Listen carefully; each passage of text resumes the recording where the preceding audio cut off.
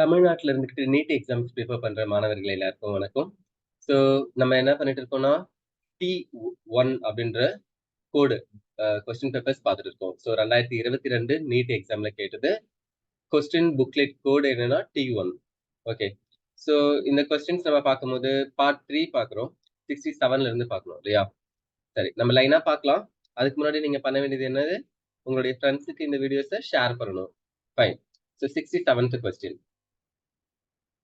ஓகேவா? The given graph is a representation of kinetics of a reaction. ஒரு ரியாக்ஷனுடைய kinetics இந்த இடத்துல ரெப்ரசென்ட் பண்ணிருக்காங்க. y ஆக்சிஸ்ல எதை எடுத்துக்கும், x ஆக்சிஸ்ல எதை எடுத்துக்கும் அப்படின்னு சொல்லணும். கான்ஸ்டன்ட் டெம்பரேச்சர்ல பாருங்க. y ஆக்சிஸ்ல இன்கேஸ் நான் டைம் எடுத்துக்கணும்னு வச்சுக்கோங்களேன், டைம் சேஞ்ச் ஆகாமலே இருக்குன்னு அர்த்தம். அப்போ x நான் டைம்னு எடுத்துக்கிட்டா y ஆக்சிஸ்ல கான்சன்ட்ரேஷன் எடுத்துக்கிட்டா கான்சன்ட்ரேஷன் சேஞ்ச் ஆகாம இருக்கணும். டைம் ஆக டைம் அதிகமாகும் போது கான்சன்ட்ரேஷன் எப்படி இருக்கு, கான்ஸ்டன்டா இருக்குன்னு அர்த்தம். இந்த மாதிரி எக்ஸுக்கு நான் என்ன எடுத்துக்கணும், ஒய்க்கு நான் என்ன எடுத்துக்கணும்னு சொல்லணும். சோ இப்ப நான் சொன்னதுலயே ஒரு ஆன்சர் வந்துருச்சு. எக்ஸ் நான் டைம் எடுத்துக்கிட்டு ஒய்ய கான்சன்ட்ரேஷன் எடுத்துக்கிட்டா கான்சன்ட்ரேஷன் சேஞ்ச் ஆகாம இருக்கணும். அல்லது புரியுதா உங்களுக்கு? என்னதான் கான்சன்ட்ரேஷன் சேஞ்ச் பண்ணாலும் rate of the reaction change ஆகாம இருக்கணும். இந்த மாதிரி ரியாக்ஷன்ஸ் என்ன ரியாக்ஷன்ஸ்? ஃபர்ஸ்ட் ஆர்டர் ரியாக்ஷனா, ஜீரோ ஆர்டர் ரியாக்ஷனா, செகண்ட் ஆர்டர் ரியாக்ஷனா? இது தெரிஞ்சிச்சுனாலே நம்ம சொல்லலாம் இல்ல? ஃபைன். லாக் 1/x 1/v இந்த மாதிரி எதை எடுத்துக்கிட்டு நம்ம எடுப்போம்னு சொல்லணும். ஸோ ஆப்ஷன்ஸ் 4 கொடுத்துருக்காங்க. ஆன்சர் 2 சொல்லியிருக்காங்க. ஸோ செகண்ட் ஆன்சர் மட்டுமே நம்ம பார்க்கலாம். ஜீரோ ஆர்டர் ரியாக்ஷன் அப்படின்னு சொல்லியிருக்காங்க. எப்போ y அப்படின்றது ரேட்டா இருந்துச்சுன்னா, y ரேட், அப்ப ரேட் ஆஃப் த ரியாக்ஷன் மாறல. எப்போ எக்ஸ்ன்றது கான்சன்ட்ரேஷனா இருக்கும்போது, எக்ஸ்ன்றது கான்சன்ட்ரேஷன், எக்ஸாம்பிள் ஏன்றதான் கான்சன்ட்ரேஷன். a பவர் 1ன்னு போட்டா அது first order reaction, a power 2ன்னு போட்டா செகண்ட் ஆர்டர் ரியாக்ஷன். ஆனா a பவர் 0ன்னு போட்டா அது zeroth order reaction. So initial concentration of ஏவை பொறுத்து இல்லைன்னு அர்த்தம். ரியாக்டன்ட்டுடைய கான்சன்ட்ரேஷனை சேஞ்ச் பண்றதுனால ரேட் ஆஃப் த ரியாக்ஷன்ல எந்த சேஞ்சஸும் இல்ல. அதுதானே zero order reaction. So zero order ரியாக்ஷனை பொறுத்த வரைக்கும் எக்ஸ் கான்சன்ட்ரேஷன் ஆஃப் ஏ அப்படின்னு எடுத்துக்கிட்டு y rate of the reaction எடுத்துக்கிட்டா அப்ப கண்டிப்பா என்ன ஆகும், கான்சன்ட்ரேஷனை சேஞ்ச் பண்ணதுனால y rate of the reaction change ஆகாது. ஸோ ஜீரோ ஆர்டர் ரியாக்ஷனுக்கு ஒய் ரேட்டுனும் எக்ஸ் கான்சன்ட்ரேஷன் எடுத்துக்கிட்டா அது கரெக்ட் இல்லையா? சரி, அதுதான் இங்க பாயிண்ட்ஸா கொடுத்துருக்கோம். செகண்ட் ஒன் என்ன பண்ணிருக்கான்னு பாருங்க. ஃபர்ஸ்ட் ஆர்டர் ரியாக்ஷனா எடுத்துக்கிட்டா, ஜீரோ ஆர்டர் ரியாக்ஷனா எடுத்துக்கிட்டா ஒய் ரேட்னு எடுத்துக்கணும், X concentration of A naught அப்படின்னு எடுத்துக்கணும், ஒரு இனிஷியல் கான்சன்ட்ரேஷன் எடுத்துக்கணும். ஓகே. ஃபர்ஸ்ட் ஆர்டர் ரியாக்ஷனா இருந்தா ஒய் என்ன எடுத்துக்க சொல்றாங்க, டி ஆஃப் எடுத்துக்க சொல்றாங்க, half life period T half அப்படின்னு எடுத்துக்க சொல்றாங்க. எக்ஸ் உடைய வேல்யூ கான்சன்ட்ரேஷன் தான். ஸோ கான்சன்ட்ரேஷனை பொறுத்து ஹாஃப் லைஃப் பீரியட் வேல்யூ என்ன ஆகாதுன்னா மாறாதுன்னு சொல்றாங்க. ஈவன் தோ நான் இனிஷியல் கான்சன்ட்ரேஷன் இருக்கு, இனிஷியல் கான்சன்ட்ரேஷனா அதிகமாக்கினாலும் கம்மியாக்கினாலும் அந்த ஃபர்ஸ்ட் ஆர்டர் ரியாக்ஷனுடைய ஹாஃப் லைஃப் பீரியட் எப்பயுமே என்ன ஆகாது, மாறாது, கான்ஸ்டன்டா இருக்கும். அதுதான் ஃபர்ஸ்ட் ஆர்டர் ரியாக்ஷனை பொறுத்த வரைக்கும் இந்த கண்டிஷன்ஸ். ஸோ இதை தான் நம்ம ஆன்சரா சொல்லியிருக்கோம். ஓகேவா? சரி. ஸோ இங்க எக்ஸ்பிளனேஷன்ஸ் ஒரு தடவை படிச்சிடுறேன். For zero order reaction, R is equal to rate of the reaction is equal to K into concentration of A power O not. So அப்ப ஏ நாட் டிபெண்ட் பண்ணி இல்ல, ரேட்டு கேவை பொறுத்து தான் இருக்கு, கான்ஸ்டன்ட் பொறுத்து தான் இருக்கு. கான்ஸ்டன்ட் அப்படின்றதுனால மாறவே மாறாது. அதனால தான் ஒய்க்கு ஈக்குவல் டு ஒரு கோடு போட்டு வச்சிருக்கோம். ஓகேவா? Hence y as the rate and x as the concentration will give desired graph. நம்மளுக்கு மேல இருந்த அவங்க கொடுத்திருந்த கிராஃப் மாதிரி ஒண்ணு கிடைச்சிருக்கும். Okay.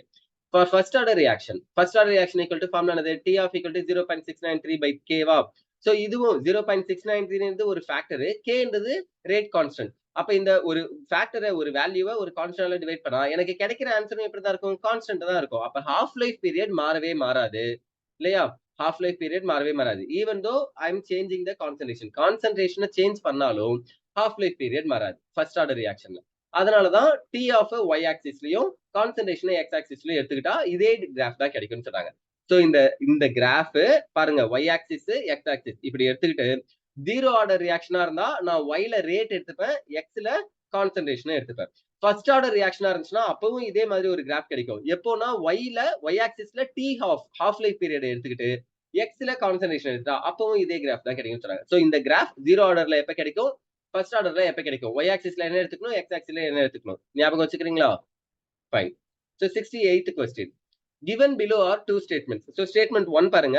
In the coagulation of a negative salt, the fluctuating power of 3 given ions is in the order.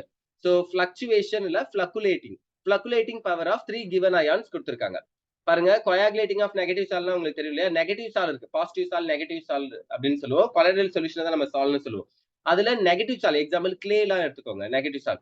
So clay negative சால் எடுத்துக்கிறாங்க, அதை coagulate பண்றாங்க. coagulateனா to make it into a precipitate, right? coagulation, formation of precipitate தான் நம்ம coagulation சொல்லுவோம். நெகட்டிவ்ஸால coagulate பண்ணும்போது fluctuation power கீழ இருக்கிற given valuesக்கு எப்படி இருக்குன்னு பாருங்க. அலுமினியம் 3+க்கு அதிகமா இருக்கு. அதை விட பேரியம் 2+க்கு கம்மி, அதை விட சோடியம் +க்கு இன்னும் கம்மின்னு சொல்றாங்க. ஓகேவா? ஸ்டேட்மெண்ட் 2 என்ன சொல்றாங்கன்னா, in the coagulation of a positive salt, the flocculating power of 3 given salts is in the order NaCl greater than Na2SO4 sodium sulfate, which is greater than Na3PO4 sodium phosphate அப்படின்னு கொடுத்திருக்காங்க. ஓகேவா? In case சோடியம்க்கு தான் கம்மி அப்படின்னா, அந்த sodium 1 இருக்கும்போது அதுக்கு இருக்கிற வேல்யூ அதிகமா இருக்கும். 2 இருக்கும்போது இன்னும் கம்மியாகும். 3 இருக்கும்போது அதை விட கம்மியாகும்னு சொல்றாங்க. கரெக்டா? சோடியம்க்கு தான் இருக்கிறதுலே கம்மினா, அது அதிகமாக அதிகமாக அதாவது நம்பர் ஆஃப் சோடியம் அயான்ஸ் அதிகமாகும் போது அதனுடைய வேல்யூ இன்னும் கம்மியாகும். So it won't get coagulating, right? Easily coagulated. ஆமா தானே? சரி. சோ ஆன்சர் பாருங்க. ஆன்சர் எனக்கு 2. Statement 1 is correct. First one correct தான்.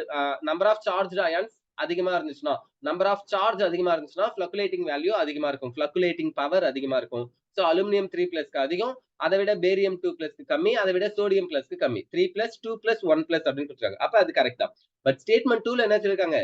சோடியம் குளோரைட்ல இருக்கிற மோனோ கேட்டையானை விட சோடியம் சல்பேட்ல இருக்கிற டை சோடியம் கேட்டையான்ஸ சோடியம் பாஸ்பேட்ல இருக்கிற 3 சோடியம் அயான்ஸுக்கு வேல்யூஸ் கம்மி ஆயிட்டு போகும்னு சொல்றாங்க.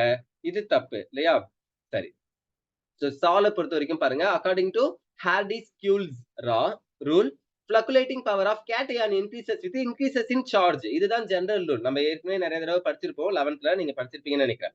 சோ சார்ஜ் அதிகமா இருந்துச்சுன்னா fluctuating power அதிகமா இருக்கும். இது காமனா தெரிஞ்ச விஷயம். அப்ப அலுமினியம் 3+க்கு தான் அதிகம், அதை விட 2+ கம்மி, அதை விட 1+ கம்மி. ஓகே தானே?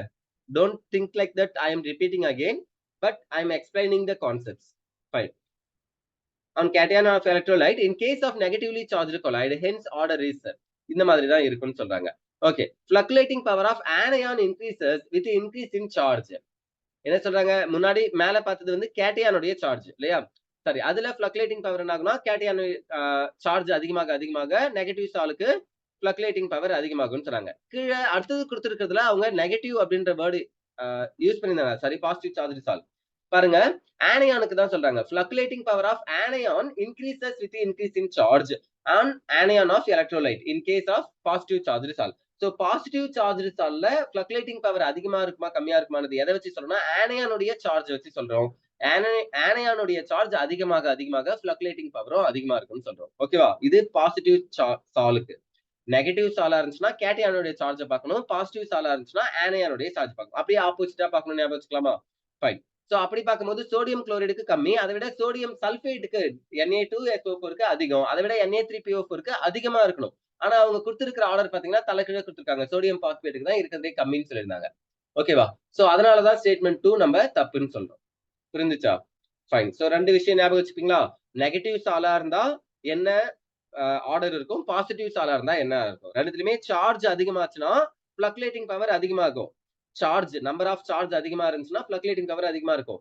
ஆனா பாசிட்டிவ் சாலா இருந்துச்சுன்னா அதுக்கு ஆனியான்ஸ பார்க்கணும். ஆனியானுடைய சார்ஜ் பார்க்கணும்.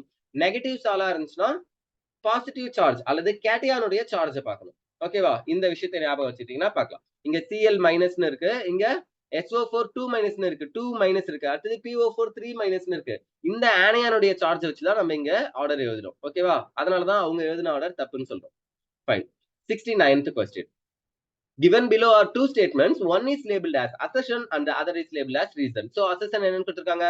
ICl, iodine chloride is more reactive than iodine. அயோடினை விட அயோடின் குளோரைடுக்கு தான் ரியாக்டிவிட்டி அதிகம்னு சொல்றாங்க. இது கரெக்டா? ஃபர்ஸ்ட் உங்களுக்கு தெரியும், அயோடின் ரொம்ப லார்ஜர் சைஸ்ல இருக்கும். அது ஈஸியா பிரேக் ஆயிடும். டிசோசியேஷன் எனர்ஜி கம்மி. குளோரின், புரோமினை விட அயோடினுக்கு தான் இருக்கிறதுலே டிசோசியேஷன் எனர்ஜி எப்படி இருக்கும்? கம்மியா இருக்கும். ஓகே, இந்த விஷயம் உங்களுக்கு தெரியும் இல்ல?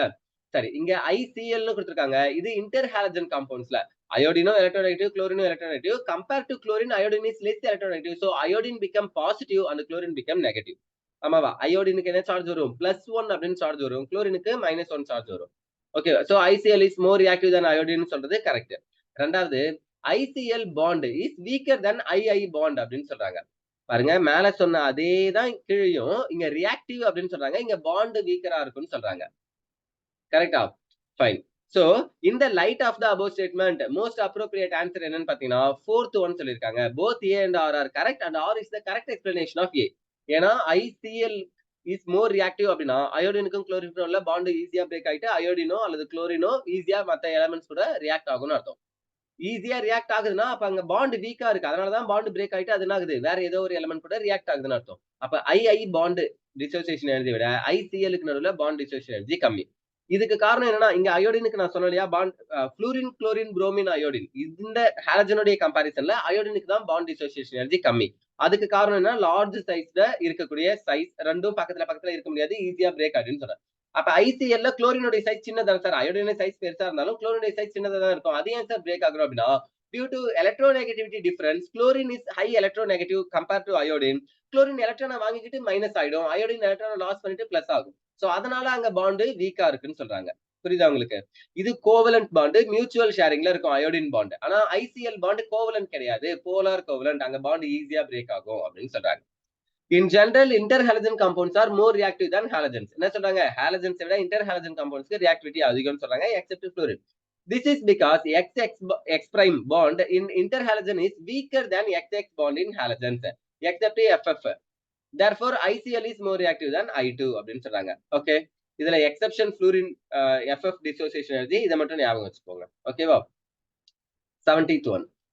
What mass of 95% pure calcium carbonate will be required to neutralize 50 ml of 0.5 m HCl solution according to the following reaction. So கீழ ஒரு ரியாக்ஷன் கொடுத்திருக்காங்க பாருங்க, கால்சியம் கார்பனேட் கூட ஹைட்ரோகுளோரிக் ஆசிட் சேர்க்கறாங்க. எனக்கு என்ன கிடைக்குது, கால்சியம் குளோரின் சேர்ந்து கால்சியம் குளோரைடாவும், ரெண்டு ஹைட்ரஜன் ஆக்சிஜன் எடுத்து வாட்டராவும் கார்பன் டை ஆக்சைடும் கிடைக்குது. ஓகே, சோ இது டீகார்பாக்சிலேஷன் ரியாக்ஷன் சொல்லலாமா? கார்பன் டை ஆக்சைடு கேஸ் வெளியில போகுது. எப்பெல்லாம் நம்ம கார்பன் டை ஆக்சைடு ஆட் பண்றோமோ அந்த ரியாக்ஷனை கார்பாக்சிலேஷன் ரியாக்ஷன் சொல்லுவோம். அப்ப கார்பன் டை ஆக்சைடு ரிமூவ் ஆகக்கூடிய ரியாக்ஷன் நம்ம என்ன சொல்லலாம், டீகார்பாக்சிலேஷன் சொல்லலாம் இல்ல. அது கார்போனேட்டா போச்சுன்னா எல்லாருமே டீகார்பாக்சிலேஷன் சொல்லுவாங்க, ஈவன் கார்பன் டை ஆக்சைடா போறாலும் சொல்லலாமா பாருங்க. Fine. So calculate up to second place of decimal point அப்படின்னு சொல்றாங்க. பாயிண்ட்க்கு அப்புறம் 2 டிஜிட் கண்டுபிடிக்கணும்னு சொல்றாங்க. பிசிக்ஸ்ல தான் மோஸ்ட்லி பாயிண்ட்க்கு அப்புறம் இருக்கிற டிஜிட்ஸ் தான் பார்ப்பாங்க, கெமிஸ்ட்ரி அந்த அளவுக்கு அக்யூரேட்டா பார்க்க மாட்டாங்க. எப்பயாவது இந்த மாதிரி ஒரு சில நேரத்துல क्वेश्चन கேட்டாங்கன்னா அதுவும் mention பண்ணிருந்தாங்கன்னா you have to find up to 2 digits or 3 digits after the decimal. Okay, fine. Answer என்ன கொடுத்துருக்காங்கன்னா 1.32 கொடுத்துருக்காங்க. எப்படி வந்துச்சுன்றத பார்க்கலாமா? சரி, late m gram mass of calcium carbonate is required. நம்மளுக்கு எவ்வளவு கிராம் கால்சியம் கார்பனேட் தேவைப்படும் தெரியாது, அதனால நம்ம m கிராம்னு வச்சுக்கலாம். பியூர் கால்சியம் கார்பனேட் இன் n கிராம் எவ்வளவு இருக்கும் அப்படின்னா 95/100 into m. ஏன் புரியுதா? அவங்க என்ன சொல்லிட்டாங்க, 95% தான் பியூர்னு சொன்னாங்க. இதே மாதிரி நம்ம முன்னாடியே இதே क्वेश्चन பேப்பர்லயே ஒரு சம் பார்த்திருக்கோம், 20% பியூர் அப்படின்னு சொல்லிட்டு. 20% பியூர்னா நம்ம என்ன பண்ணுவோம், 20/100 அப்படின்றத மல்டிபிள் பண்ணுவோம். அதே மாதிரி தான் இங்க 95% பியூர்னா 95/100 into m அப்படின்னு சொல்லுவோமா? மோல்ஸ் ஆஃப் கால்சியம் கார்பனேட் வேணும்னா இங்க எனக்கு எவ்வளவு இருக்கோ இந்த திங் 95/100 into m/100 அப்படின்னு சொல்லுவோம். ஏன், ஏன்னா given mass 95/100 into m, இதுதான் given mass or taken mass. இவ்வளவு மாஸ் நான் எடுத்துக்கிட்டேன், divided by molar mass or molecular mass of the calcium carbonate. calcium carbonate molecular mass எவ்வளவுனா, கால்சியத்துக்கு 40, கார்பனுக்கு 12, ஆக்சிஜனுக்கு 16 into 3 இல்லையா? So 48 plus 12 plus 40, இப்படி பாத்தீங்கன்னா உங்களுக்கு என்னதான் வரும், 100 தான் வரும். So calcium carbonate molecular mass நம்ம இங்க போட்டுருக்கோம். இங்கேயோ 100 இங்கேயோ 100 ஏன் போட்டீங்கன்றதுக்கான ரீசன் சொல்றேன். 95% பியூர் அப்படின்னு சொன்னதுனால 95/100 into m ன்னு சொன்னோம். இது mass divided by molecular mass பண்ணோம், அதுக்காக 100 ன்னு போட்டுருக்கோம். ஓகேவா? ஃபைன். இப்போ இதை ஈஸியா சிம்பிளிஃபை பண்ணிடலாம்ல. மோல்ஸ் ஆஃப் HCl ரெக்யூர்ட் என்ன சொல்றாங்க, 2 into moles of calcium carbonate. கரெக்டா? இங்க 1 மோல் கால்சியம் கார்பனேட் எடுத்துட்டா 2 மோல் HCl தேவைப்படுது நியூட்ரலைஸ் பண்ணதுக்கு. அப்போ எனக்கு எவ்வளவு இங்க எத்தனை மோல் நான் கால்சியம் கார்பனேட் எடுத்துக்கணும், அது இன்டு 2 டைம்ஸ் எனக்கு தேவைப்படும். சோ அதனால தான் HCl ரெக்யூர்டுக்கு நான் எழுதுறேன் 2 into 95/100 into m/100 ன்னு எழுதுறேன். ஓகே, சோ இப்போ ரிமைனிங் திங் பாருங்க, இதை சிம்பிளிஃபை பண்ணா எனக்கு என்ன வருதுன்னா 50/1000 into 0.5 அப்படின்னு கிடைக்குது. 50/1000 into 0.5. சோ இதையும் சிம்பிளிஃபை பண்ணா நம்மளுக்கு 1.315 ன்னு கிடைக்குது. ஓகேவா? ஃபைன். இது ஆன்சர் 1ல கொடுத்திருக்காங்க. 71st question. Which statement regarding polymer is not correct? So polymer பொறுத்த வரைக்கும் எந்த ஸ்டேட்மெண்ட் தப்புன்னு கேக்குறாங்க. Fibers possess high tensile strength. ஃபைபர்ஸ்க்கு தான் டென்சில் ஸ்ட்ரென்த் அதிகமா இருக்குன்னு சொல்றாங்க. ஓகே, ஃபைபர் சீக்கிரமா பிச்சுக்காது, அதாவது இழுத்துட்டு தொங்கினா கூட சீக்கிரமா என்ன ஆகாது, பிச்சுக்காது இல்லையா? அப்போ அது ரொம்ப டென்சில் ஸ்ட்ரென்த் அதிகமா இருக்குன்னு சொன்னா ஓகே தான் ஓரளவுக்கு. Thermoplastic polymers are capable of repeatedly softening and hardening on heating and cooling respectively. தர்மோசெட்டிக், தர்மோபிளாஸ்டிக் அப்படின்னு ரெண்டு சொல்லுவோம். தர்மோபிளாஸ்டிக் பொறுத்த வரைக்கும் நம்ம திரும்ப அதை சாஃப்ட் பண்ணி ஹார்ட் பண்ணலாம், சாஃப்ட் பண்ணி ஹார்ட் பண்ணலாம், வேற வேற ஷேப்புக்கு மாத்தலாம். அப்போ second option correct. Thermosetting polymers are reusable அப்படின்னு சொல்றாங்க. தெர்மோசெட்டிக் பாலிமர் ஒரு தடவை ஒன்னு செட் ஆயிடுச்சுன்னா, மெலமைன், பேக்கலைட் இந்த மாதிரி அது திரும்ப என்ன பண்ண முடியாது, ஹீட் பண்ணி வேற ஷேப்புக்குலாம் மாத்த முடியாது. அப்ப ரீயூசபிளா? அது ஒரு டவுட் இல்லையா? ரீயூசபிள் கிடையாது. Fine. Fourth option. Elastomers have polymer chains held together by weak intermolecular forces சொல்றாங்க. எலாஸ்டோமர்ஸ்க்கு என்ன ரீசன் சொல்றாங்க? பாலிமர் செயின் இருந்தாலும் அதுக்கு நடுவுல வீக் இன்டர்மாலிகுலர் ஃபோர்ஸஸ் இருக்குன்னு சொல்றாங்க. கண்டிப்பா இருக்கும். அப்படி இருக்கிறதுனால தான் அது எலாஸ்டிக் ப்ராப்பர்ட்டியே அதுக்கு வருது. ஓகேவா? சல்ஃபர் வல்கனைசேஷன் பண்ணுவோம். சல்ஃபர் வந்து சேரும்போது அங்க ஒரு வீக் இன்டர்மாலிகுலர் ஃபோர்ஸஸ் ஃபார்ம் ஆகும். ஃபைன். சோ அதனால 4th, 1st, 2nd இந்த மூணுமே கரெக்ட். 3rd ஆப்ஷன் மட்டும் தான் தப்பு. அதனால தான் ஆன்சர் 3 கொடுத்திருக்காங்க. ஓகேவா? அவங்க நாட் கரெக்ட் தான் கேட்டிருந்தாங்க. 72nd question. Which of the following sequence reaction is suitable to synthesize chlorobenzene? So chlorobenzene இருக்கு. பென்சீன்ல இருந்து குளோரோபென்சின். எந்த ரியேஜென்ட்டை யூஸ் பண்ணலாம்னு சொல்றாங்க? Phenol, sodium nitrite, hydrochloric acid, cuprous chloride. Then benzene plus HCl. Benzene கூட HCl சேர்த்தா டைரக்டா HO ஹைட்ரஜன் கேஸா போயிட்டு குளோரின் வந்து சேர்ந்துடுமா? ரொம்ப கஷ்டம் சேர்றது இல்ல. அடுத்தது aniline C6H5NH2 plus HCl plus heating. Aniline கூட HCl சேர்க்கும் போது எனக்கு குளோரோபென்சீன் கிடைக்குமான்னு சொல்றாங்க. NH2 போயிட்டுலாம் HCl வந்து சேராது இல்ல. ஃபோர்த் ஒன் என்ன சொல்லிருக்காங்க? Benzene plus chlorine plus anhydrous FeCl3 Lewis acid. Ferric chloride அப்படின்றது என்னது? Lewis acid. சோ பென்சின் கூட chlorine in presence of Lewis acid இருந்துச்சுனாலே லீவிஸ் ஆசிட் என்ன பண்ணும்? ஹைட்ரஜனை எடுக்கும், கார்பானியான் ஃபார்ம் ஆகும், குளோரின் ஃப்ரீ ரேடிக்கலா பிரியலாம், Cl+, Cl- அதுல Cl+ தான் வந்து ரியாக்ஷனை இன்வால்வ் பண்ணும். சோ இது நம்ம எலக்ட்ரோபிலிக் சப்ஸ்டிடியூஷன் ரியாக்ஷன் சொல்லுவோம். H+க்கு பதிலா Cl+ வரதுனால இது என்னன்னு சொல்லுவோம்? Electrophilic substitution reaction. ஓகேவா? So benzene reacts with the chlorine in presence of anhydrous FeCl2 to give chlorobenzene. Answer 4 கொடுத்திருக்காங்க. மத்த மூணுத்துலயுமே நம்மளால குளோரோபென்சீனை ப்ரிப்பேர் பண்ண முடியாது. இத புரிஞ்சுக்கோங்க. ஓகேவா?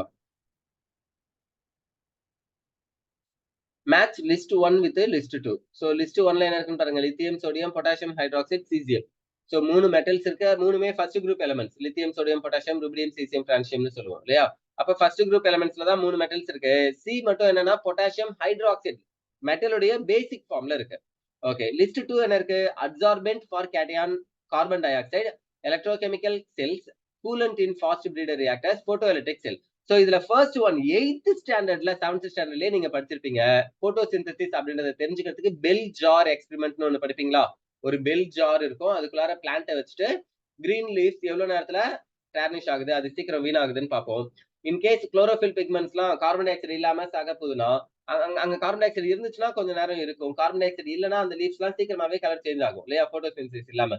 அந்த கார்பன் டை ஆக்சைடு அப்சர்வ் பண்ணதுக்கு தான் எதை யூஸ் பண்ணேன்? பொட்டாசியம் ஹைட்ராக்சைடு யூஸ் பண்ணேன். சோ 1க்கு அதாவது சிக்கு 1 இது மட்டுமே எனக்கு ஒண்ணு ஈஸியா 7th 8thல இருந்து ஸ்கூல்ல இருந்தே தெரிஞ்சிருச்சு. போட்டோ எலக்ட்ரிக் எஃபெக்ட்ன்றது உங்களுக்கு தெரியும். அதுக்கு நம்ம எந்த பிளேட்டை யூஸ் பண்ணுவோம்? எதுல இருந்து எலக்ட்ரான்ஸை ஈஸியா எஜெக்ட் பண்ண முடியுமோ, எந்த ஒரு ஆட்டம், எந்த ஒரு மெட்டலுடைய சர்ஃபேஸ்ல லைட் வந்து படும்போது எலக்ட்ரான்ஸ் எஜெக்ட் ஆகுதோ அதை நம்ம போட்டோ எலக்ட்ரிக் பிளேட்னு சொல்லுவோம். போட்டோ எலக்ட்ரிக் செல்லுக்கு நம்மளுக்கு எதை யூஸ் பண்ணுவோம்னா, எதுல இருந்து எலக்ட்ரான்ஸ் ஈஸியா வருமோ அதை யூஸ் பண்ணுவோம். கரெக்டா? சோ எதுல இருந்து வரும்? சீசியம்ல இருந்தா வரும். இதுதான் லார்ஜ் சைஸ்டு ஆட்டம். இந்த லார்ஜ் சைஸ்டு ஆட்டம்ல இருந்து எலக்ட்ரான்ஸ் ஈஸியா ஆகும். நியூக்ளியர் சார்ஜ் கம்மியா இருக்கும். நியூக்ளியஸ்க்கும் எலக்ட்ரானுக்கும் உள்ள அட்ராக்ஷன் கம்மியா இருக்கனால electron can easily escape from cesium atom. Compared to lithium, sodium, potassium, cesium is the most electron donating species. ஓகேவா? ஃப்ரீயா எலக்ட்ரானை டக்குன்னு டொனேட் பண்ணும். அப்ப cesium நம்ம போட்டோ எலக்ட்ரிக் எஃபெக்ட் யூஸ் பண்ணுவோம். சோ இந்த ரெண்டத்தை வச்சு கண்டுபிடிக்கலாமா? KOH சிக்கு 1, டிக்கு 4. இதை வச்சு பார்க்கும்போது ஆன்சர் என்னது? 3. வேற எங்கேயுமே சிக்கு 1 இல்ல. தெரியுதா உங்களுக்கு? டிக்கும் 4 இல்ல. So third option. Cesium is used in photoelectric cells due to its low ionization enthalpy. Ionization enthalpy கம்மியா இருக்கனால very less amount of energy is sufficient to eject the electron, to remove the electron அப்படின்னு சொல்றோம். Potassium hydroxide is used to observe carbon dioxide and அது changes into potassium carbonate.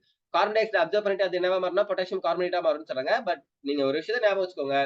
Carbon tie ஆக்சைடை இந்த உலகத்துல global வார்மிங்லாம் carbon di oxide தானே காரணம். இந்த carbon tie ஆக்சைடை அப்சர்வ் பண்ணதுக்கான பெஸ்ட் கெமிக்கல் சப்ஸ்டன்ஸ் எதுனா potassium hydroxide. It's a very good absorbent. ஓகேவா? Liquid sodium metal is used as a coolant in fast breeder nuclear reactor. So இது நீங்க பிசிக்ஸ்லயும் படிச்சிருப்பீங்க. Nuclear fusion reaction, nuclear reactor அப்படின்ற ரியாக்ஷன்ல நீங்க படிச்சிருப்பீங்க இல்லையா? சோ லித்தியம் லிக்விட் சோடியம் எனக்கு அதுக்கு யூஸ் ஆகுதுன்னு சொல்றாங்க. Okay. Lithium is used in electrochemical cell. Electrochemical செல்ஸ்ல எக்ஸாம்பிள் நம்ம மொபைல்ல எல்லாம் இருக்கிற பேட்டரி என்னது? லித்தியம் அயான் பேட்டரி தான். அப்ப லித்தியம் நம்ம எதுக்கு யூஸ் ஆகுது? எலக்ட்ரோகெமிக்கல் செல்ஸ்ல யூஸ் ஆகுதுன்னு சொல்றாங்க. ஓகேவா? சரி. 74th question. The incorrect statement regarding enzyme is so enzyme பொறுத்த வரைக்கும் எது incorrect statement கேக்குறாங்க? கண்டுபிடிக்கலாமா? Like chemical catalyst, enzymes reduces the activation energy of bioprocesses. பயோப்ராசஸஸ்ல ஆக்டிவேஷன் எனர்ஜியை ரெடியூஸ் பண்றது தான் கேட்டலிஸ்ட் உடைய அதாவது சாரி என்சைம் உடைய வேலைன்னு சொல்றாங்க. கெமிக்கல் கேட்டலிஸ்ட் என்ன பண்ணுதோ அது மாதிரி தான் என்சைமும் ஆக்டிவேஷன் எனர்ஜியை கம்மி பண்ணும் அப்படின்னு சொல்றாங்க. Enzymes R polysaccharides. என்சைம்ஸ் எல்லாமே என்னதுன்னா பாலிசாக்கரைட்னு சொல்றாங்க. உங்களுக்கு தெரியும் நினைக்கிறேன், ஸ்டார்ச், மால்டோஸ், லாக்டோஸ் இதெல்லாம் பாத்தீங்கன்னா பாலிசாக்கரைட்ஸ். ஓகேவா? குளுக்கோஸ், சுக்ரோஸ், ஃப்ரக்டோஸ் இதெல்லாம் சுக்ரோஸ், லாக்டோஸ் இதெல்லாமே என்னதுன்னா டைசாக்கரைட்ஸ். குளுக்கோஸ், ஃப்ரக்டோஸ் இது எல்லாமே என்னதுன்னா டைசாக்கரைட். ஓகேவா? டைல இருந்து டெகா வரைக்கும், அதாவது 2ல இருந்து 10 வரைக்கும் இருக்கிற எல்லா சாக்கரைட்ஸ் நம்ம என்ன சொல்லணும்னா காமனா ஒலிகோ சாக்கரைட்ஸ் அப்படின்னு சொல்லுவோம். ஒன்னே ஒன்னு தனியா இருந்துச்சுன்னா குளுக்கோஸ், ஃப்ரக்டோஸ்லாம் ஒன்னே ஒன்னு தனியா இருக்கு. It cannot be hydrolyzed further into a compound, right? Bond break ஆகி வேற ஒரு காம்பவுண்டா மாறாது. அப்படி மாறாம இருந்துச்சுன்னா அதை நம்ம மோனோசாக்கரைட்னு சொல்லுவோம். நான் ஹைட்ராலிசிஸ் பண்ணும்போது 2 மாலிகுல்ஸா மாறினா அதுக்கு பேரு டைசாக்கரைட். பாலிசாக்கரைட்னா நிறைய மாலிகுல்ஸா மாறுதுன்னு அர்த்தம், பாலிமர்ஸ். ஓகேவா? ஃபைன். என்சைம்ஸ் ஆர் பாலிசாக்கரைட் அப்படின்னு சொல்றாங்க. ஓகே, அது தப்பு. Enzymes are very specific for a particular reaction and சப்ஸ்ட்ரேட்னு சொல்றாங்க. யூ நோ தட் ஒரு ரியாக்ஷனுக்கும் என்சைம்ல லிப்பேஸ், இன்வெர்டேஸ், தைமேஸ் இந்த மாதிரி ஒரு ரியாக்ஷனுக்கும் ஒரு என்சைம் நம்ம படிப்போம். அது வேற எதுக்குமே யூஸ் ஆகுது. So they are very specific, very specific. Particular ரியாக்ஷனுக்கு மட்டும் தான் ஒரு என்சைம் யூஸ் ஆகும். அந்த என்சைமை வேற எந்த ரியாக்ஷனுக்கும் யூஸ் பண்ண முடியாது. ஓகேவா? Fine. Enzymes R bio catalyst அப்படின்னு சொல்றாங்க. ஆப்வியஸ்லி என்சைம்ஸ் எல்லாமே என்னது பயோ கேட்டலிஸ்ட் தான். So 4th one, 3rd one, 1st one இந்த 3 ஸ்டேட்மெண்ட்மே கரெக்ட். செகண்ட் ஒன் மட்டும் தான் என்சைம்ஸ் ஆர் பாலிசாக்கரைட்ஸ்னு சொன்னாங்க, அது தப்பான ஸ்டேட்மெண்ட். ஓகேவா? Fine. 75th question. List 1 to list 2 ரெண்டுத்தையும் மேட்ச் பண்ண சொல்றாங்க. லிஸ்ட் 1 என்ன கொடுத்திருக்காங்க? ட்ரக் கிளாஸ்னு கொடுத்திருக்காங்க. Antacid, antihistamines, analgesics, ஆன்டிமைக்ரோபியல்ஸ். Okay. List 2 என்ன கொடுத்திருக்காங்கன்னா ட்ரக் மாலிகுல்ஸ் அப்படின்னு கொடுத்திருக்காங்க. சால்வார்சன், மார்பின், சிமிட்டிடின், செல்டன். சோ இதுல ஆன்டாசிட் என்னன்றது உங்களுக்கு டக்குன்னு ஞாபகம் வருதா? ஆன்டாசிட் என்னது? சிமிட்டிடின். ஓகே. ஈவன் நீங்க மெக்னீசியான்னு சொல்லுவீங்க இல்லையா, மெக்னீசியம் ஹைட்ராக்சைடு, அதே மாதிரி தான் சிமிட்டிடின். நம்ம காமனா இப்ப யூஸ் பண்ற நேம் என்னது? சிமிட்டிடின். ஃபைன். ஆன்டாசிட், சிமிட்டிடின் இந்த 1க்கு 3 இது எங்க இருக்குன்னு பாருங்க. 4th இருக்கு, 1st இருக்கு. இந்த ரெண்டுத்துல ஏதோ ஒன்று தான் ஆன்சரா வரும். அடுத்தது பாத்தீங்கன்னா பிக்கு என்ன இருக்குன்னு பாருங்க. ஆன்டிஹிஸ்டமின்ஸ். செல்டேன் அப்படின்றது ஒன் ஆஃப் த ஆன்டிஹிஸ்டமினா சொல்லுவோம். ஓகேவா? தென் டிக்கும் பாத்தீங்கன்னா ஆன்டிமைக்ரோபியல்ஸ்க்கு சால்வார்சன் கொடுத்திருக்காங்க. அப்ப இதை வச்சு நம்ம ஈஸியா கண்டுபிடிக்கலாம். Cimetidine is an antacid, seldane is an antihistamine, morphine is an analgesics. மார்பின் என்னது? மார்பின், கொடைன், கொகைன் இந்த மாதிரிலாம் இதெல்லாமே என்னதுன்னா அனால்ஜெசிக்ஸ் சொல்றாங்க. ஓகேவா? ஃபைன். சால்வார்சன் இஸ் an antimicrobial drugன்னு சொல்றாங்க. ஃபைன். இதெல்லாமே தியரிட்டிக்கல் கொஸ்டின்ஸ், ஜஸ்ட் பார்த்த உடனே சொல்ல முடியுதுல. ஓகே, சோ நெக்ஸ்ட் வீடியோல பார்க்கலாமா? மறக்காம சேனலை சப்ஸ்கிரைப் பண்ணுங்க, உங்க ஃப்ரெண்ட்ஸுக்கு ஷேர் பண்ணுங்க. பை.